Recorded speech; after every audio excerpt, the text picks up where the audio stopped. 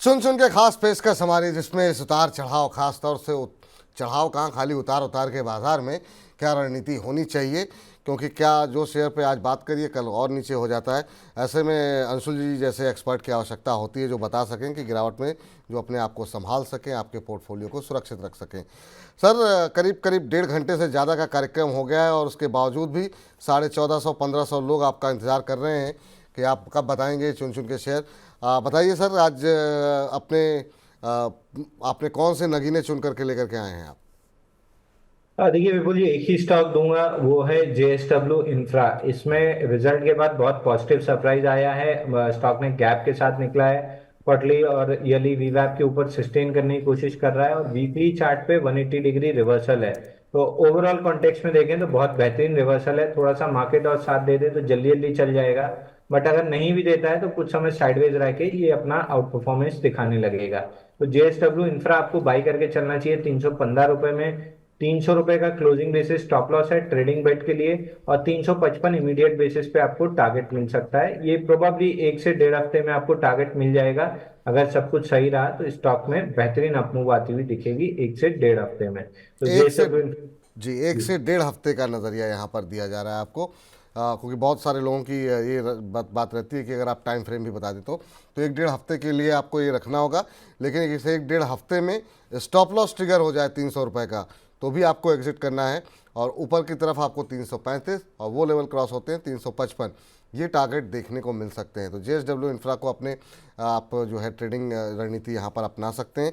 दूसरा सर, अगर आप रिपीट कर सकें, बहुत सारे दर्शक बाद में भी हम देख रहे थे कि आ रहे थे सवाल कि अगर बाज़ार इतना गिरा हुआ है, अगर कुछ पैसे लगाने हो एक मुश्त, तो 2-3 शेयर ऐसे जो 1 साल 1.5 साल के लिए आप अपने क्लाइंट्स को, या आपको लगता है कि पोर्टफोलियो का हिस्सा होने चाहिए? देखिए, इस समय आप लार्ज कैप में जितना ज्यादा रहेंगे या उन कंपनी में जहाँ पे अर्निंग्स ठीक है तो बेहतरीन रहेगा। फिलहाल प्राइमा फेसी कल के सेशन में ऐसा लगा था कि सीएनएक्स 500 ने एक रिवर्सल दिखाया है। मैं अगेन स्केप्टिकल था कि ये होल्ड होगा या नहीं। अगर होल्ड होगा तो फिर इसमें बाइंग स्टार्ट करेंगे, बट अगेन आज के सेशन में फिजल आउट हुआ है। तो मिड कैप स्मॉल कैप्स में बहुत स्ट्रेंथ अभी भी नहीं है। लार्ज कैप की तरफ या अच्छे monopoly duopoly kind of business में रहेंगे तो बेटर है। जैसे जेएसडब्ल्यू इंफ्रा ड्यूओपोली है, केवल अदानी पोर्ट और जेएसडब्ल्यू इंफ्रा के पास पोर्ट का बड़ा कारोबार है, मेजर चंक। तो इस तरीके के शेयर, एचडीएफसी बैंक में ब्रेकआउट आ रहा है, 65 हफ्ते का बेस ब्रेकआउट है, 2050 और 2200 जाते हुए दिख रहा है, तो एचडीएफसी बैंक ले सकते हैं। कुछ हद तक मिडिल काउंटर्स अच्छे लग रहे हैं, नेशनल एल्यूमिनियम देख सकते हैं, या हिंडाल्को काफी गिरा हुआ है।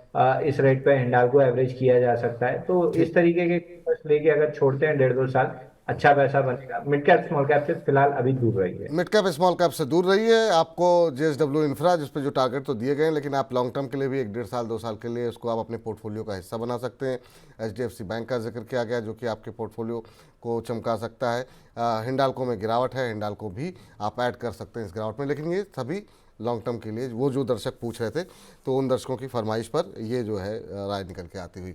अंशुल जी, बहुत बहुत शुक्रिया, धन्यवाद आपका आज की इस चर्चा में जुड़ने के लिए, तमाम दर्शकों के प्रश्नों के उत्तर देने के लिए, आईपीओ बाजार के बारे में बताने के लिए।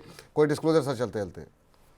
और देखिए, जितने भी स्टॉक्स हमने डिस्कस किए हैं कोई भी मेरे पर्सनल पोर्टफोलियो में नहीं है, लेकिन क्लाइंट्स के और फैमिली पोर्टफोलियो में हो सकता है, स्पेशली जेएसडब्ल्यू इंफ्रा, क्योंकि हमने दिवाली पिक के लिए भी दिया है और लॉन्ग टर्म के लिए आज से भी हमको काफी अच्छा लग रहा है स्टॉक। तो बाकी कोई भी स्टॉक मेरे पर्सनल पोर्टफोलियो में नहीं है। ठीक सर, बहुत बहुत शुक्रिया, बहुत बहुत धन्यवाद आपका आज की चर्चा में जुड़ने के लिए।